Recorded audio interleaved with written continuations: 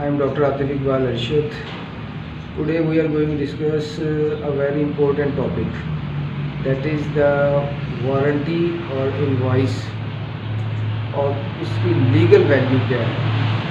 During the business of a pharmacy और medical store. Bill warranty या invoice जो है ये क्या चीज़ है और कानून में इसकी क्या अहमियत है, आज हम इस चीज़ को जो है वो डिस्कस करेंगे। तो ये टॉपिक जो है बहुत ही इम्पोर्टेंट है और बहुत से लोगों को जो है ना वो इसकी इम्पोर्टेंस का पता नहीं होता, क्योंकि मेडिसिन से रिलेटेड बिजनेस कर रहे होते हैं।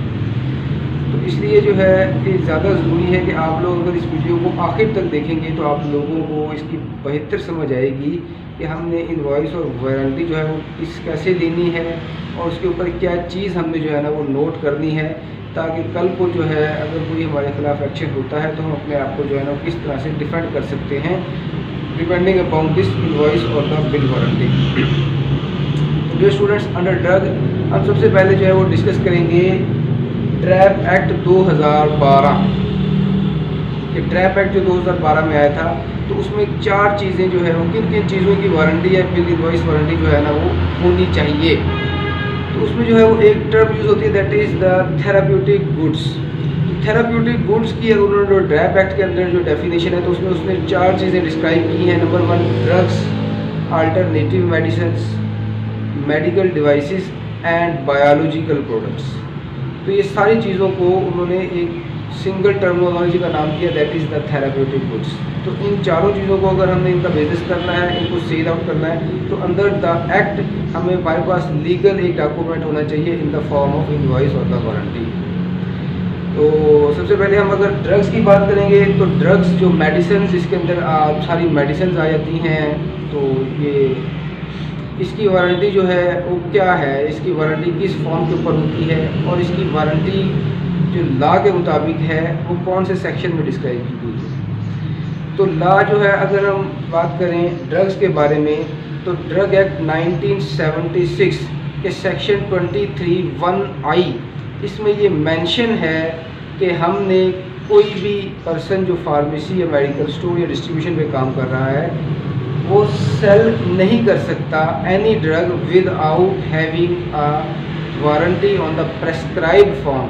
And bearing the name and the batch number of the drug. कि जो बिल वाइस और वारंटी है उसके ऊपर एक तो बैच होना चाहिए और दूसरा ड्रग का नाम होना चाहिए। दो चीज़ें इम्पोर्टेंट हैं। इसके अलावा वो जो इनवॉइस वारंटी है, जिस भी पर्सन ने उसको इशू किया है वो उसके सिग्नेचर उसके ऊपर जो है ना वो मस्ट होने चाहिए। तो तब जो है ये वारंटी जो है इसको वैलिड कंसिडर किया जाता है अंडर द लॉ। और दूसरे नंबर पे ये है कि इसका जो प्रेस्क्राइब्ड फॉर्म है वो फॉर्म नंबर 2A है, फॉर्म नंबर 2A। तो इसको जो है हम लास्ट में इसकी एक पिक्चर जो है ना वो इस वीडियो के एंड पे जो है वो शेयर करेंगे, ताकि पता चल जाए कि फॉर्म 2A जो है इसके अंदर क्या क्या रिक्वायरमेंट्स होती हैं जो लॉ के अंदर डिस्क्राइब की हुई। तो हमें अंडर सेक्शन नंबर 23(1)(I) पता चला कि विदाउट इनवॉइस या वारंटी अगर हम कोई भी मेडिसिन जो है, कोई भी ड्रग जो है उसको सेल नहीं कर सकते तो कानूनन एक जुर्म होगा। और इसके अंदर 2 चीज़ें ज़्यादा इंपॉर्टेंट हैं, एक तो जो है उस ड्रग का नाम होना चाहिए और दूसरा उसका बैच नंबर होना चाहिए। तो यहाँ पे एक और चीज़ जो है उसको क्लियर करता जाऊँ, एक और पॉइंट जो कि इम्पोर्टेंट है कि बाज़ डिस्ट्रीब्यूटर्स या जो है मैन्युफैक्चरर्स या ऑथोराइज जो एजेंट्स होते हैं तो वो जेनेरिक नेम से जो है ना वारंटी इशू करते हैं। तो जेनेरिक नेम से अगर वारंटी इशू की जाएगी तो वो भी इनवैलिड होगी। तो हमने चेक करना है कि वो जो हम ब्रांड ले रहे हैं, किस कंपनी का वो ब्रांड है, उसी नेम की जो है ना वो वारंटी उसके ऊपर जो है वो मेंशन होनी चाहिए। अगर उसके फॉर एग्जांपल नोविडेट है तो उसके ऊपर नोविडेट होना चाहिए, ब्रांड नेम मेंशन होना चाहिए, ना कि सिप्रोफ्लॉक्सासिन, क्योंकि सिप्रोफ्लॉक्सासिन तो साल्ट है, इसकी बहुत ज़्यादा ब्रांड्स मार्केट में अवेलेबल हैं, तो फिर पता नहीं चलेगा कि ये सिप्रोफ्लॉक्सासिन कौन सी कंपनी का है। तो हमने वारंटी को लेते हुए ये चीज़ भी ज़रूर चेक कर देनी है कि उसके ऊपर ब्रांड मेंशन है और उसका बैच नंबर जो है वो भी मेंशन कर लेना है हमें, और उसकी क्वांटिटी भी वेरीफाई करनी है कितनी क्वांटिटी में वो बैच हमें सप्लाई करके जा रहा है। तो अब वो ये जो वारंटी है ये इशू कौन करता है अकॉर्डिंग टू लॉ, इसके बारे में क्या कहता है, कौन अगर तो मेडिसिन मैन्युफैक्चर हो रही है विद इन द पाकिस्तान के अंदर किसी मैन्युफैक्चरिंग कंपनी के अंदर दवाई बन रही है, तो दैन इस वारंटी को इशू कर सकता है वो मैन्युफैक्चरर या उसका कोई ऑथोराइज्ड एजेंट। जैसे फॉर एग्जांपल उसने किसी डिस्ट्रीब्यूशन को अपनी ऑथोराइजेशन दे दी है कि भाई आप इनकी प्रोडक्ट सेल करें, तो वो भी ये वारंटी इशू कर सकता है और मैन्युफैक्चरर ये वारंटी इशू कर सकता है। और अगर वो मेडिसिन पाकिस्तान में नहीं बन रही, बाहर से इंपोर्ट की जा रही है, तो तब वो वारंटी जो है वो बाहर जिस कंपनी ने उसको बनाई है वो मैन्युफैक्चरर इशू करेगा, या जो वो इंपोर्ट कर रहा है इंपोर्टर्स वारंटी को इशू करेगा, या इंडेंटर अगर कोई इंडेंटर बीच में इन्वॉल्व है उसको इंपोर्ट करने के लिए, तो वो भी ये वारंटी जो है वो इशू कर सकता है। तो ये जो है ये लीगल रिक्वायरमेंट्स हैं जो वारंटी के ऊपर होनी चाहिए। तो अब जो है दूसरी चीज़ जो बहुत ज़्यादा मार्केट के अंदर चल रही है, क्योंकि ये अपना 2014 के अंदर जो है वो अल्टरनेटिव मेडिसिन जो है इनका रूल बना था, तो उसके बाद अल्टरनेटिव मेडिसिन इनकी भी जो है ना वो इनवाइस और वारंटी जो है ना वो बहुत ज़्यादा इंपॉर्टेंट कर दी है कानून में, कि हम इसके बगैर जो है वो इसको वारंटी के बगैर इसको सेल करना वो भी एक जुर्म है, जिस तरह के हम आम मेडिसिन को सेल करना जुर्म। अल्टरनेटिव मेडिसिन के अंदर कौन कौन सी प्रोडक्ट्स आती हैं, इसकी डेफिनेशन क्या है ड्रैप एक्ट 2012 के मुताबिक। तो अल्टरनेटिव मेडिसिन में ऐसी प्रोडक्ट्स आती हैं जैसे इंक्लूडिंग होम्योपैथिक, यूनानी, आयुर्वेदिक, बायोकेमिक और अदर ट्रेडिशनल सिस्टम्स। तो मतलब जो हमारी हर्बल मेडिसिन हैं ये आमतौर पे अल्टरनेटिव मेडिसिन में आती हैं, और इनकी जो वारंटी जो इशू की जाएगी अल्टरनेटिव मेडिसिन की, वो की जाएगी ऑन द फॉर्म नंबर 11, जो कि ड्रैप जो है इसके अंदर दिया हुआ है फॉर्म नंबर 11, और इसके रूल नंबर 10(3) के मुताबिक रूल नंबर 10 और 3 में इसका डिस्क्राइब किया हुआ है कि हमने इसकी वारंटी जो है ना जो भी अल्टरनेटिव मेडिसिन को सेल करना है। अब यहाँ पे जो है स्टूडेंट्स एक इम्पोर्टेंट पॉइंट जिसको क्लियर करना है वो ये है कि बाज़ लोग इस बिल वारंटी को जो अल्टरनेटिव मेडिसिन है उसको कंफ्यूज कर देते हैं विद द फॉर्म नंबर 7 के साथ। तो आपको ये बताते जाएँ कि फॉर्म नंबर 7 जो है वो एक अलग चीज़ है और इसकी वारंटी जो है वो अलग चीज़ है। फॉर्म नंबर 7 बेसिकली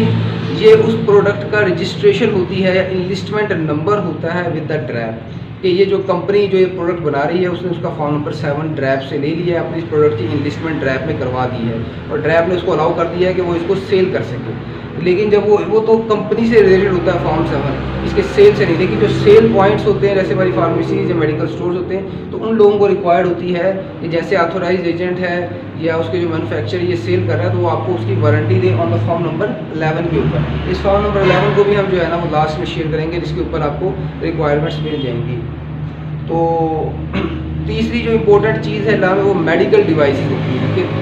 बहुत से स्टोरों और फार्मेसीज वालों को मेडिकल डिवाइसेस में डिफरेंस नहीं पता चल रहा था कौन सी होती है। तो मेडिकल डिवाइसेस का भी रूल्स बनाया था 2017 के अंदर, तो इसकी भी जो है ना वो अलग से वारंटी होती है। और मेडिकल डिवाइसेस के अंदर कौन कौन सी चीज़ें जो कॉमनली इंक्लूड होती हैं वो जैसे हमारी सर्जिकल के सिरिंजेस हो गई, हमारे ब्रेनुलास हो गए, इसके अलावा हमारे जो हैं sutures, ligatures, bandages, cotton, adhesive plasters या जेलाटिन कैप्सूल्स, तो इस तरह की जो चीज़ें होती हैं ये हमारी मेडिकल डिवाइसेस के अंदर इंक्लूड है। तो इनकी भी एक अलग से जो है ना वो बिल और वारंटी जो है ना वो रिक्वायर्ड होती है। तो उम्मीद करता हूँ कि ये सारी वीडियो देखने के बाद आप लोगों को इनवॉइस और वारंटी के इम्पोर्टेंस के बारे में काफ़ी ज़्यादा इसकी जो है वो पता चला होगा कि लीगल इसका जो है वो किस तरह का डॉक्यूमेंट्स होता है और इसकी क्या वैल्यू है। और इसमें एक और चीज़ लास्ट में जो है वो बताता जाऊँ कि अगर कोई भी ऐसा बंदा जो वारंटी नहीं दे रहा या फॉल्स वारंटी के बगैर बिजनेस कर रहा है, तो अंडर सेक्शन नंबर 27(2) तो वहाँ पे इसकी एक सज़ा जो है ना वो डिस्क्राइब की गई है कि ऐसे लोगों को जो है वो ड्रग एक्ट 1976 ये कहता है कि इनको एटलीस्ट जो है 1 लाख रुपए तक इनको जुर्माना किया जाएगा और 7 साल तक के लिए इनको कैद की सज़ा जो है वो दी जा सकती है। लेकिन जो है एक और बात कि पंजाब जो है इसने 2017 के अंदर अमेंडमेंट्स की थी इन सज़ाओं के अंदर, और पंजाब के अंदर अगर कोई ये काम कर रहा है इलीगल या विदाउट वारंटी या फॉल्स वारंटी जो सप्लाई कर रहा है, तो उसकी सज़ा उन्होंने 10 साल तक कैद कर दी है और जुर्माना तकरीबन 30 लाख से लेके 1 करोड़ तक जो है ना वो कर दिया है। तो मिनिमम जुर्माना 30 लाख तक होगा। तो ये इसकी सज़ा। तो उम्मीद करता हूँ कि इस चीज़ को सुनने के बाद आप लोग केयरफुली जो है ना वो अपनी वारंटीज़ को जो है ना वो श्योर करेंगे, ताकि जो है आने वाले किसी भी इशूज़ में जो है ना लीगल एक्शन के अंदर आप लोगों को प्रोवाइड कर सकें और आप लोग सेफली अपने आप को जो है ना वो प्रोटेक्ट कर सकें। तो for more videos kindly subscribe my channel. Thank you very much.